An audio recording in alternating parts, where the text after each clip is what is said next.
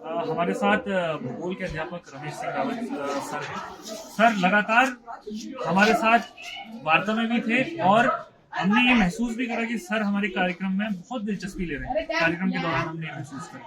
तो मैं सर से जानना चाहता हूँ, सर सबसे पहले तो आप ये बताइए, आपने जो कार्यक्रम के दौरान अपनी कहानी, अपनी माताजी की कहानी बताई, मैं चाहता हूँ हमारे दर्शकों को सबसे पहले तो वो कहानी बताइए। धन्यवाद मयंक जी। जैसे मैंने अभी बताया भी कि शिक्षा और समाज एक सिक्के के दो पहलू होते हैं। समाज में जो नए बदलाव होते हैं वो शिक्षा के कारण ही होते हैं और कई बार समाज का प्रभाव शिक्षा पर भी पड़ता है। मैंने एक शिक्षक होने के नाते इस पर हमेशा प्रयास किया इस मुद्दे को।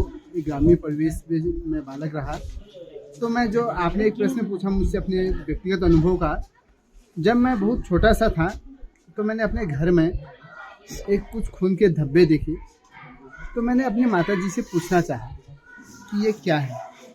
तो मेरे उस समय की उनकी ये कहिए कि उन्होंने शर्म महसूस किया हो या इसको बताना सक्सेस नहीं समझा होगा कि मैं नहीं बता पाऊँ, तो मुझे चुप हो जाने को कहा कि आप चुप हो जाए, इस पर मत बोल। और मेरे मन में आया कि ये क्या होगा, बड़ा जिज्ञासु मन था, बालक का मन था कि आखिर खून का धब्बा कहाँ से आया, किसकी उंगली कट गई, कहाँ से खून आया।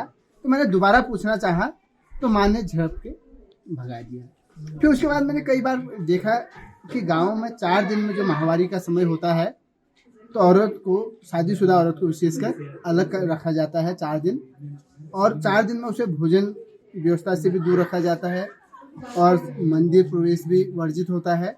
अब उस समय जब मैं छोटा सा बालक था, मैं महसूस करता था कि बालक को भी अपनी माँ के साथ ही सोना पड़ता है, उसको भी रहना पड़ता है और इतनी शीत काल में या ठंड में उसको 4 दिन अलग करना होता है। तो उस समय फिर मन में बड़ी जिज्ञासा आई कि ऐसा क्यों होता है और इसको दूर होना चाहिए, ये गलत होता है और समाज में भी देखने को मिला। फिर आज जब आपका ये कार्यक्रम हुआ तो बहुत ही अच्छा लगा, और जब मैं जैसे एक टीचर के रूप में व्यक्तिगत रूप से भी जब मैं बड़ा हो तो मैंने कहा इसको दूर करना है। और आज जैसे हमारी पत्नी है या बच्चे हैं तो हम इसको हमेशा इस प्रयासों को दूर करने की सोचते हैं कि ऐसा ना हो, भेदभाव ना हो सामाजिक रूप से, क्योंकि वो भी एक बायोलॉजिकल इफेक्ट है। माहवारी कोई सामाजिक नहीं है बल्कि ये एक बायोलॉजिकल है और हमें समाज में उनको सम्मान देना चाहिए।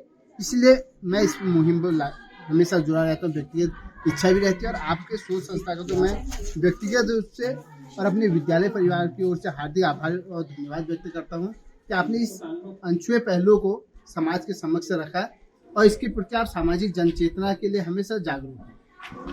जैसा कि सर ने बताया कि मैं अपने परिवार में सबसे पहले बदलाव लाने की कोशिश करता हूँ, ऐसे ही हम सबको सबसे पहले अपने परिवार से शुरू करना चाहिए।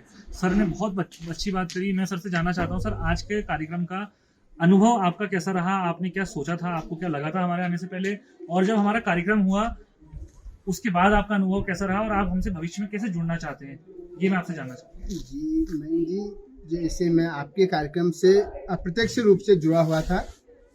अप्रत्यक्ष रूप से इस रूप में कहूँ कि मैंने अखबारों के माध्यम से आपके इस कार्यक्रम के बारे में पढ़ा था और श्री कल्याण सिंह मनकोटी जी जो मेरे व्यक्तिगत मित्र भी हैं, उनके माध्यम से भी मैंने इस कार्यक्रम के बारे में सुना था। आपने अपना जो पहला कार्यक्रम किया था मेरे गृह क्षेत्र दौलाघाट में ही आपने ये कार्यक्रम किया था, तो आपसे मिलने की इच्छा थी, लेकिन आपका कोई संपर्क नंबर नहीं होने के कारण या इस प्रकार का कार्यक्रम वालों के बारे में मैं जानकारी नहीं थी मुझे कि आपकी कोई संस्था भी है। तो फिर जब हमारे विद्यालय के श्री अंकित जोशी जी ने हमें बताया कि ऐसा कार्यक्रम विद्यालय में होने वाला है, तो मैं तो बहुत खुश हुआ और मैंने अपने विद्यालय में प्रत्येक शिक्षक और अपने विद्यार्थियों को इस कार्यक्रम में प्रतिभाग करने के लिए प्रोत्साहित भी किया। और जब आपका कार्यक्रम आज हमने देखा या इसके बारे में जानकारी प्राप्त की तो हमें बहुत खुशी हुई और हम इस जनचेतना को और आगे को बढ़ाएंगे। जो आपका ये कार्यक्रम है उसके ध्वजवाहक मैं व्यक्तिगत रूप से और मेरे विद्यार्थी सदैव रहेंगे। बहुत बहुत धन्यवाद।